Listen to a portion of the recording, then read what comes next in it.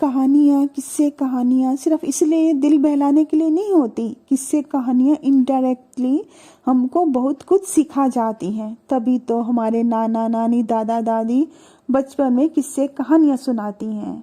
वो किस्से कहानियाँ जो मुसीबत में हमारे किसी ना किसी काम आती है। वो सीख, वो नसीहतें जो हमारी मुश्किलों को हल करने की वजह बन जाती है। अब ये तो आप लोगों को बताना है कि आपके जीवन में ऐसा कभी वाक्य हुआ या नहीं हुआ। चलो एक कहानी सुनाती हूँ। एक राजा था, उसने अपने महल में एक सुनार को बुलाया और कहा मेरे लिए एक सोने का छल्ला बना दो, यानी जिसे हम रिंग कहते हैं। तो और उस पर कुछ ऐसा लिख दो जो हर वक्त मुझे याद रहे, हर वक्त मुझे काम आए।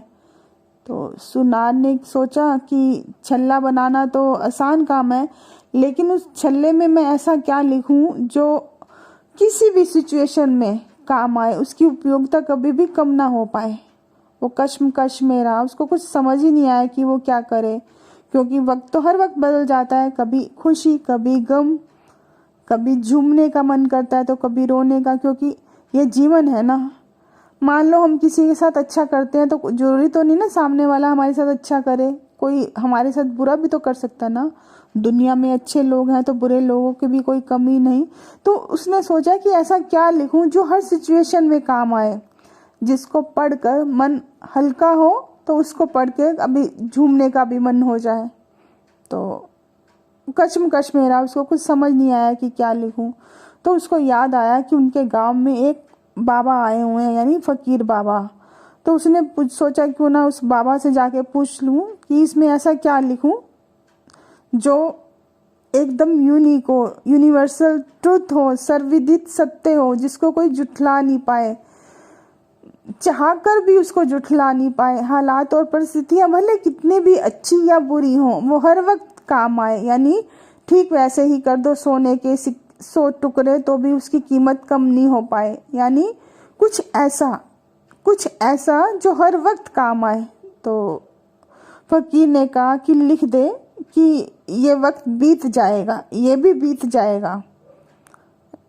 तो उसने कहा ठीक है, इसको लिख देता हूँ, शायद राजा खुश हो जाए। तो उसने उस पे वो सब लिख दिया। कुछ दिन बाद ही युद्ध हुआ जिसमें वो हार गया, वो राजा। उसको अपना महल छोड़कर भागना पड़ा, क्योंकि कभी कभी एक छोटी सी गलती हमारे लिए मुसीबत की वजह बन जाती है। अब हम लोगों को तो नहीं मालूम ना उसने कौन सी ऐसी गलती करी कि उसको हार का सामना करना पड़ा। खैर, उसको अपना महल छोड़ना पड़ा। तो वो छुप गया किसी पहाड़ में या किसी जंगल में। लेकिन मन में एक भय सबके मन में आ जाता है। इंसान की जो भी औलाद होगा उसके मन में कभी ना कभी भय आ ही जाता है, चाहे वो कितना भी बहादुर क्यों ना हो, कभी ना कभी मन में भय आ जाता है। ये भी एक सच्चा है। तो उसने सोचा कि ये तो बहुत बुरा हुआ। तो उसको कोई रास्ता दिखाने वाला नहीं था। उसको लगा कि यार सब कुछ खत्म हो गया, ये जीवन तो नरक हो गया, अच्छी खासी जिंदगी चल रही थी, अब मैं क्या करूं। तो समझ ही नहीं आ रहा कि वो क्या करे क्या ना करे। तभी उसको याद आया कि उसके हाथ में एक मुंदरी है, यानी एक छल्ला रखा हुआ है, उस डला हुआ है, देखो उसके पे क्या लिखा हुआ है। तो उसने देखा, उस पे लिखा हुआ था ये भी बीत जाएगा, यानी ये वक्त बीत जाएगा। तो उसका मन हल्का हो गया। यानी उसको रियलाइज हुआ कि ये बुरा वक्त ज़्यादा दिन नहीं टिकने वाला। तूफान की भी अपनी एक सीमाएं होती हैं। कोई कितना भी बड़ा तूफान क्यों ना आए, वो कभी ना कभी थम जाता है। उसको रियलाइज हुआ ऐसा।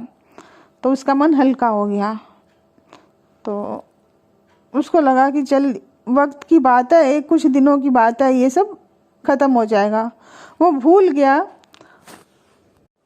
हाँ, मैं कहानी सुना रही थी कि वो भूल गया कि उसके जीवन में बुरा दौर आया है। उसको मन में एक विश्वास जगा कि ये कुछ दिनों की बात है, ये सब खत्म हो जाएगा। कुछ दिनों बाद या कुछ हफ्तों बाद उसने फिर से अपनी सेना को इकट्ठा किया, क्योंकि वो दुश्मन तो चला गया, क्योंकि उसको राजा मिला नहीं था, वो छुप गया था, दुश्मन तो चला गया।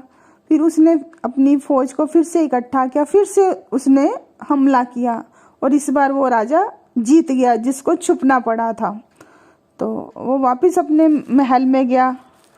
तो उसका घमंड, मतलब जब जरूरत से ज़्यादा हमें मिल जाता है, कुदरत दे देती है, भगवान दे देता है, तो हम अपने पैर जमीन पर नहीं टिका पाते। ये भी एक इंसान की कमजोरी है। तो उसको अभिमान होने लगा खुद पर, क्योंकि उसके सब लोग उसका आवा भगत कर रहे थे, स्वागत सत्कार कर रहे थे। तो अचानक उसको रियलाइज हुआ, उसने जो हाथ में अंगूठी पहन रखी थी, कि उस पर कुछ लिखा हुआ है, उसको पढ़ूं। उसने पढ़ा, उस पर लिखा हुआ था फिर वही कि ये बीत जाएगा, यानी ये वक्त है खुशी का, ये भी ज़्यादा दिन नहीं टिकने वाला। फिर उसने अपने आप पे कंट्रोल किया, अपनी फीलिंग्स पे कंट्रोल किया कि नहीं, अपने पैर जमीन पे टिकाने हैं। सुख हो, दुख हो, खुशी हो, गम हो, हमें अपने पैर जमीन पे टिकाने हैं। हालात और परिस्थितियां हमेशा एक जैसी नहीं रहती। तो कहने का मतलब सिर्फ इतना कि यहाँ पे कुछ भी टिकाऊ नहीं है, परिवर्तन सृष्टि का नियम है। अगर आज जीवन में कोई दुख है तो मन को खुद ही समझाओ। सबसे पहले तो उसे पार पाने का कोई जुगाड़ लगाओ। अगर समस्या है तो उसका समाधान भी है, दुख है तो सुख भी है, समस्या है तो उसका समाधान भी है। तो कहने का मतलब सिर्फ इतना कि अगर मान लो आप विषम परिस्थितियों में भी हो तो उससे निजात पाने का मन बनाओ। कोई दुनिया की कोई मुश्किल ऐसी नहीं जिसका समाधान हो नहीं पाए, लेकिन हम लोग कोशिश नहीं करते, क्योंकि उम्मीद हमको छोड़कर नहीं जाती। हम जल्दबाजी में खुद ही उम्मीद का दामन छोड़ देते हैं। इनडायरेक्टली ये कहानी सुनाने का मकसद सिर्फ इतना है। अभी पीछे कुछ दिन पहले भी यूनिवर्सिटी की एक बच्ची ने सुसाइड कर लिया। मतलब क्या फ़ायदा उस एजुकेशन का, आप कॉलेज गोइंग बच्चे हो और तो उस स्टेज में आके सुसाइड करना सिर्फ इसलिए कि एजुकेशन के लिए पैसे नहीं है। अरे आप एजुकेशन किस लिए चाहिए? इसलिए ना कि आप सही गलत में भेद समझ पाओ। जहाँ तक रही बात पैसों की, तो इंसान सिर्फ उतना ही खा सकता है जितना बड़ा उसका पेट है या जितनी उसको भूख है। अगर आपका पेट भरा हुआ है तो आप चाह कर भी कितने भी अच्छे पकवान क्यों ना हो, आप नहीं खा सकते। एक अनपढ़ और पढ़े लिखे में फ़र्क होता है, यानी एक समानता होती है उनमें।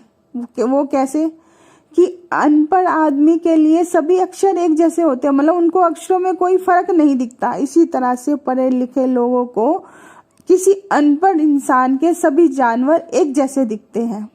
तो एक समानता हुई ना।